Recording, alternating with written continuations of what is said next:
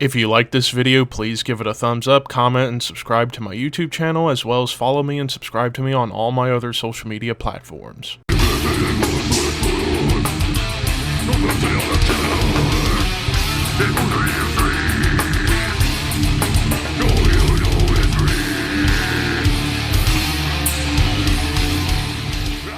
What's up, Thrashers, and welcome back once again to the Thrash Maniac 99 YouTube channel, and I am back with another episode of Under the Radar for you guys. This time we're talking about some albums that came out on January 19th that I didn't do full reviews for. And, well, all of these albums are vastly different from one another. So, let's go ahead and talk about them while we're at it. So, with that being said, let's get started with the first album on the list, and that is Dark Oath with Ages of Man. This is a new band that I haven't heard of. This is their second album. This is a Portugal-based melodic death metal band. However, I think it's also safe to say you can call them a symphonic metal band as well, because there are a lot of symphonic elements going on this album. But yeah, it's like a lot of the symphonic aspects kind of comes off like you would hear these in like big epic action movie soundtracks to some extent. The vocalist Sarah, her vocals are absolutely fantastic on this album. They're feral and just aggressive and right in your face and just absolutely delivering a punch and a half. And holy shit, she knows how to deliver some feral vocals for sure.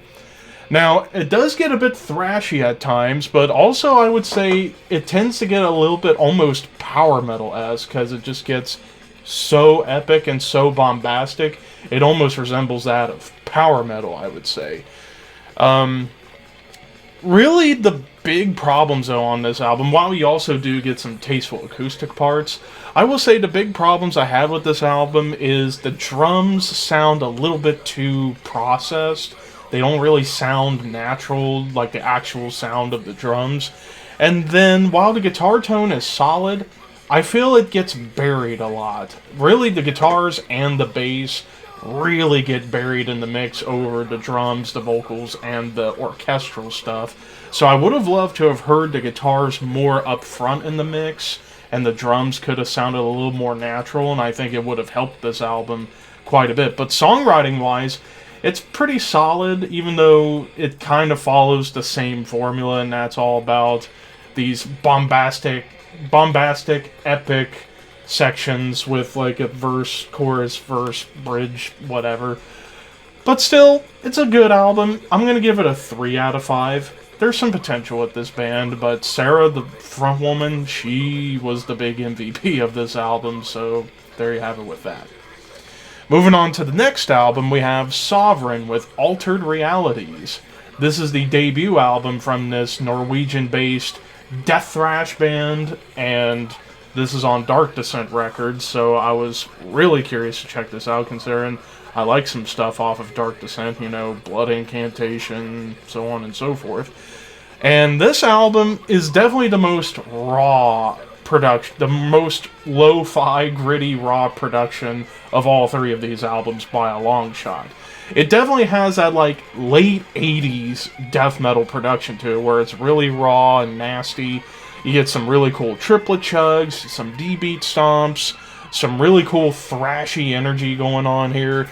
The vocals sound straight up like Martin Van Drunen circa Malleus Maleficarum era Pestilence. And really, musically, this album almost takes the best parts of the first 3 Pestilence albums, Malleus Maleficarum, Consuming Impulse, and Testimony of the Ancients, and just kind of blend them all together, but with a much more raw-sounding production. There's some cool, like, double-time moments that pop up, odd dissonance, almost like Voivod, I would say, that kind of dissonance. And I love the shred and dive bombs going on here, which fits the chaotic nature of this album. Lots of strange riff combinations come up here too, as well as some like time shifts to kind of give a little bit of a prog feel to it. Some really cool clean guitars when they pop up, and then even on that final track, it gets doomy at the end, which is really cool. So Really, I don't have very much to complain about with this album, so if you are a fan of early Pestilence, and then I would say Nocturnus, Morbus Chron, and even Horrendous as a good companion band to Sovereign, I think you'll dig this. I'm going to give this a 4 out of 5. I think this is a very damn good album, and might be one I'll pick up. But now we get to the final album, and that is Advocacy with The Path of blah blah blah. I don't know why I stumbled that. The Path. God, I'm not editing these out, so you're just gonna have a good laugh. The Path of Decoherence. There we go. I don't know why it was so difficult for me to say that, but regardless. So yeah, Advocacy with The Path of Decoherence. So this is the debut album from this Danish-based progressive metal band. And I've been wanting to check in some new prog metal bands. However, some of the newer prog metal bands I feel kind of go for a little bit more of the Dream Theater or even that whole Chind thing.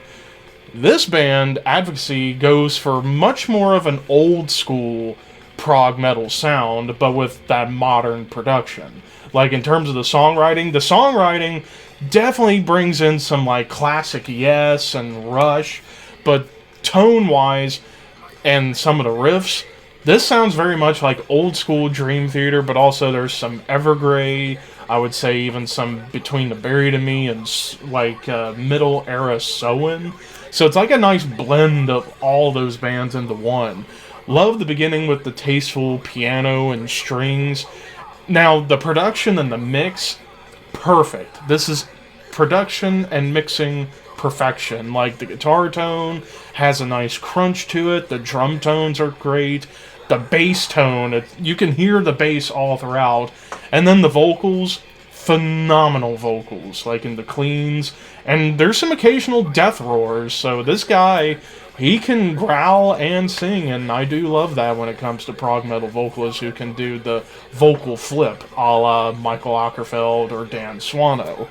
The lead work on this album is beautiful across the board. You even get some jazzy parts that kind of harken back to the 70s prog rock influence that's on this album. Some occasional Mastodon-inspired dissonance comes up. Very little, but it's cool when it's there. There's some solid groove, excellent clean guitars, somber atmosphere at times, but you also do get some occasional triplet swings, tasty harmonies, and even towards the end, some tribal drums. So really with this album, nothing to complain whatsoever. This is a fantastic one.